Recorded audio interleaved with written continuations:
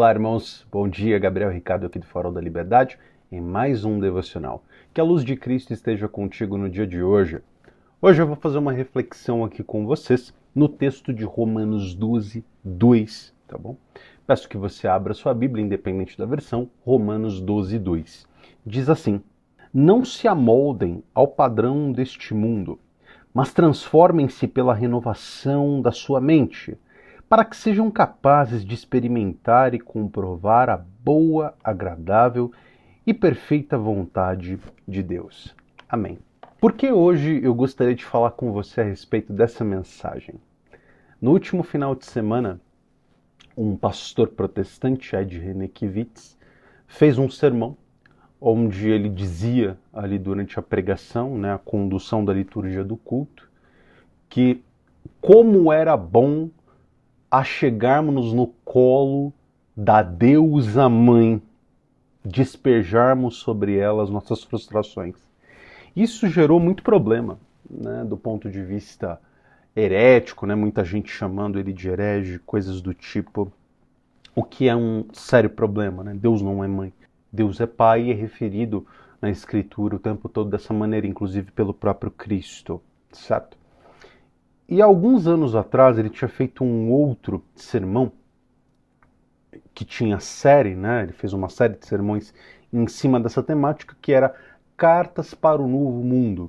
E ele abordava as cartas de Paulo aos Romanos, aos Coríntios. Nós lemos o texto aqui de Romanos, aos Romanos, aos Coríntios, aos Tessalonicenses, aos Efésios, aos Gálatas, a Tito, a Filemon, enfim, todas as cartas aqui de Paulo na Bíblia.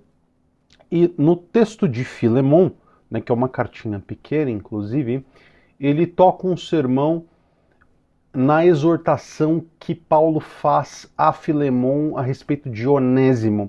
Onésimo era escravo de Filemon. E que Onésimo pudesse ser tratado com respeito por Filemon, o que, na verdade, apontava para algo atualizado para aquela época, não era? Nós vivíamos num mundo greco-romano, romano naquele caso específico, e a influência que Paulo gostaria de deixar para Filemon é que o tratamento dele para com o escravo Onésimo fosse melhor do que todos que viviam ali naquela sociedade, que apesar dele ter um escravo, tratasse ele de maneira digna. Graças àquela abordagem, ele fez uma viagem filosófica ali, de que nós como cristãos hoje deveríamos também atualizar a Bíblia, termos coragem, assim como Paulo teve, para aceitarmos homossexuais dentro das nossas comunidades, não só com respeito, mas com certa tolerância ao comportamento homossexual, certo? Então, casais homossexuais frequentando comunidades cristãs e eles sendo aceitos, essa prática não dita necessariamente como pecado. E na época essa mensagem já gerou uma polêmica gigantesca, com razão, não é? Eu entendo a viagem do Ed René nesse sentido, de que dentro das comunidades cristãs o peso em pecados sexuais é muito maior do que em qualquer outro pecado. Veja, nós podemos aceitar mentirosos, nós podemos aceitar adúlteros, nós podemos aceitar até assassinos no nosso meio. Porém, homossexuais não são aceitos dentro das igrejas, principalmente se eles têm aqueles trejeitos homossexuais, certo? Que tem o jeito de falar, o jeito de se vestir. Isso não é bem visto e bem quisto dentro das comunidades. Então, a atualização bíblica, na verdade, não seria uma maneira de aceitarmos os homossexuais de uma maneira mais inclusiva, tratarmos eles com mais respeito e fazer essa autoanálise, do quanto os cristãos tratam os homossexuais como pecadores de uma categoria exclusiva de pecado. Não. Aceitarmos eles com braços abertos, entendendo que dentro da comunidade da igreja, dentro da comunidade dos santos, também existem pecadores que precisam ser tratados com respeito. Não foi essa a linha do Ed na época. Ele apontou mais na direção de aceitarmos e atualizarmos a Bíblia para que essas práticas fossem normalizadas. Pois bem, chega nessa pregação do último final de semana, onde ele fala de Deus a Mãe. Então, aqui não é um chicote, tá? Eu não estou com um azorrague batendo no Ed, para dizer que ele é um herege, qualquer coisa do tipo. Essa não é minha intenção. Na verdade, é que olhemos para o Ed René, um pastor batista, com profundo temor do que pode acontecer conosco, uma vez que temos esse texto aqui como norte, para não nos amoldarmos ao padrão desse mundo, mas transformando a nossa mente pela renovação, para que sejamos capazes de experimentar e comprovar a boa, agradável e perfeita vontade de Deus. Veja, aqui o chamado não é você se conformar com esse mundo, que significaria você aceitar passivamente os valores, as prioridades, os padrões do tempo que nós vivemos, do zeitgeist, desse corte do espaço-tempo onde eu e você vivemos, certo? No ano de 2024. Nós vivemos nesse corte do tempo, nós vivemos sob essas influências que nos cercam na sociedade, certo? Porém, esse sistema é muitas vezes guiado por orgulho, por egoísmo, por busca insaciável do prazer, por autopromoção, por divulgação de valores que cumprem uma determinada agenda política ou uma agenda revolucionária. Não nos inclinarmos para esse tipo de valores porque nós não sabemos o que está por trás deles. A conformidade é fácil nesse caso, porque ela não vai exigir resistência nenhuma. Na verdade, ela vai simplesmente nos apontar para que a gente pegue a palavra de Deus e torça ela de acordo com os valores que nós temos hoje, mas ela vai afastar qualquer um de Deus verdadeiramente e daquilo que Deus nos chamou para ser nesse mundo.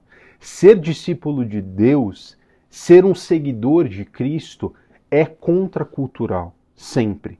E não só contra a cultura da nossa própria comunidade, mas contra a cultura que nos cerca. Jesus nos chama a viver de uma maneira diferente, colocando os outros, né, o nosso próximo, a quem nós devemos amar como nós mesmos no primeiro lugar, assim como Deus. Então, amando a Deus numa relação vertical e amando nossos irmãos de maneira horizontal, buscando justiça, paz, recusando esses valores seculares que são superficiais muitas vezes ou têm fontes em materiais revolucionários que querem destruir a Igreja de Cristo. E essa é a verdade, certo?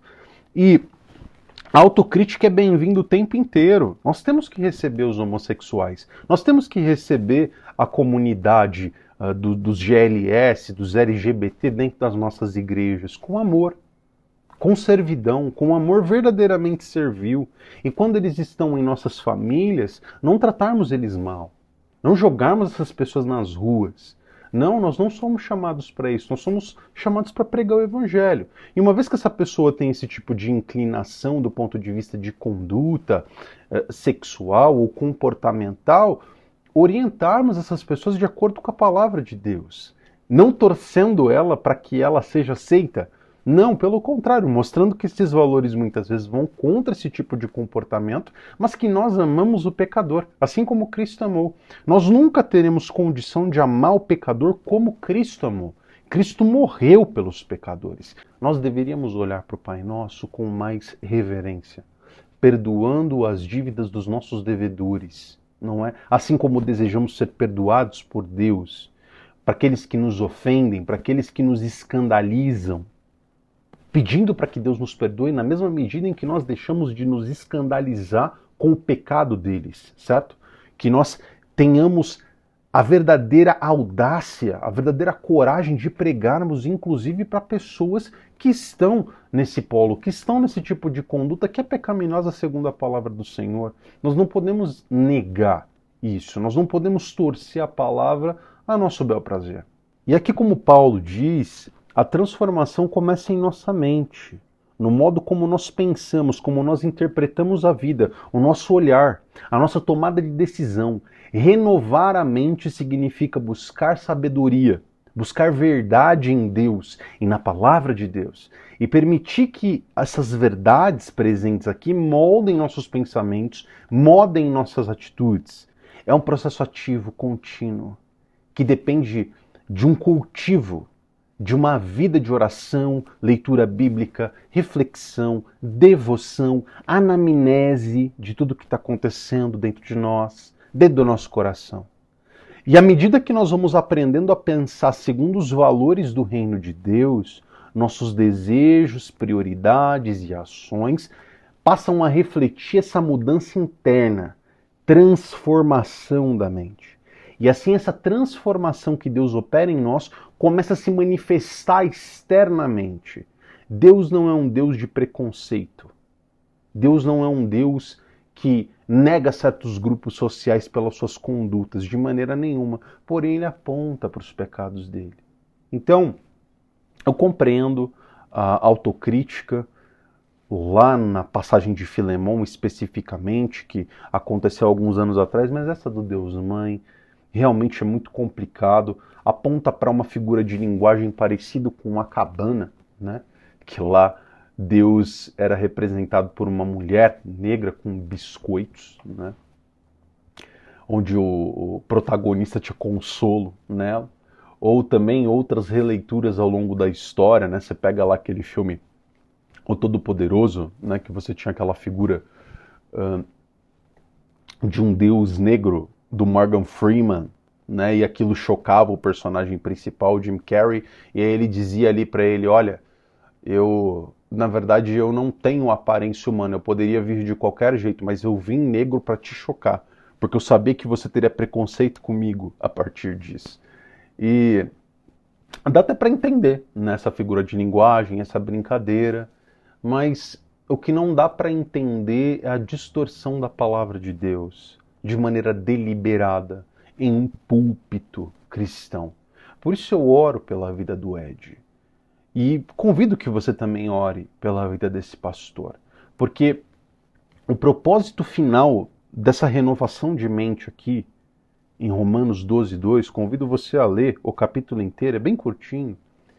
O propósito final dessa renovação de Deus é que você possa experimentar a vontade de Deus. E a vontade de Deus é boa na sua vida, te conduz ao que é melhor, para que você seja luz e sal da terra com todos ao seu redor. Ela é boa e é agradável, porque Deus preenche o seu coração de paz e alegria em Cristo. E ela também é perfeita, pois ela cumpre os planos divinos com precisão, com propósito, ao renovar nosso entendimento, para que possamos aprender a discernir o que é Deus, o que vem dele, e seguir essa vontade, suas direções, com plena confiança, alegria e espírito servil para a vontade dele. Ele nos guia para aquilo que nos satisfaz profundamente, que aponta para a eternidade, para os propósitos que ele tem conosco nessa vida e nos preparam para uma vinda vindoura com ele, com plenitude do Espírito. Então, mais uma vez, o mais fácil para mim hoje era vir aqui com o Azorrag e bater. Não, que é heresia, que não sei o que, pararararararará, clickbait. Não é essa a intenção. A minha intenção é, em cima disso que aconteceu com o Ed, você poder questionar nos seus valores escolhas que estão alinhadas à vontade e à palavra de Deus. Ou se você está deixando os padrões, os valores e as influências que nos cercam no mundo te influenciarem. Que cada escolha, em cada ação, você tem a oportunidade de escolher o caminho de Deus ou o caminho do Zeitgeist, do tempo que nos cerca, do espírito do tempo. E à medida que você busca transformação dentro da palavra de Deus, numa vida devocional, numa vida de oração, de experiência mística com Deus, você tem a ajuda do próprio Espírito Santo para discernir o que é melhor, o que é justo, o que é sábio. Essa transformação ela não vai acontecer de um dia para o outro, ela não é mágica, ela não é abrahadabra. É uma renovação diária da nossa mente, com escolha por Deus. Escolhemos, experimentamos uma vida alinhada com a boa, agradável e perfeita vontade de Deus. Então, eu peço que você discina esse espírito na sua vida. E veja se o pastor da sua igreja, se o padre da sua comunidade tem dito esse tipo de coisa. Há pouco tempo também eu vi um outro vídeo de um padre, Teologia da Libertação, falando de Marielle presente no meio de uma missa. E que você tenha um discernimento de todas essas coisas e possa compreender o que tem te influenciado, o que tem tomado o seu coração e os seus valores. Em nome de Jesus, que você não se deixe levar por doutrinas que são estranhas à palavra do Senhor.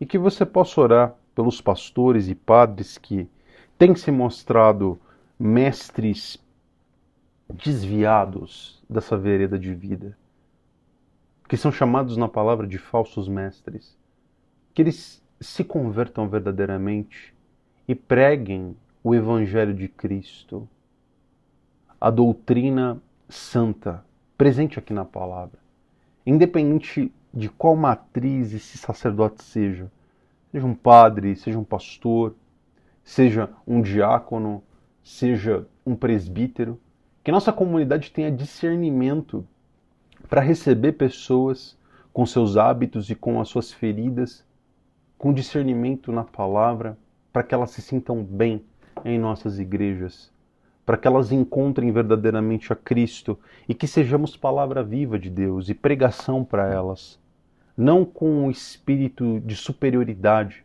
mas o espírito de verdadeira exortação dos pecados para que eles sejam salvos e suas almas sejam exortadas pelo próprio Deus, para que o Espírito Santo habite o coraçãozinho delas. Que nós não tenhamos na igreja um mero clubinho, que seja a comunidade dos santos. Que você possa discernir os espíritos que estão em influência no seu coração hoje e que você ore e compreenda, sonde o seu coração sobre essas matrizes que estão aí dentro. Em nome de Jesus, que você tenha um dia diante da face do Pai.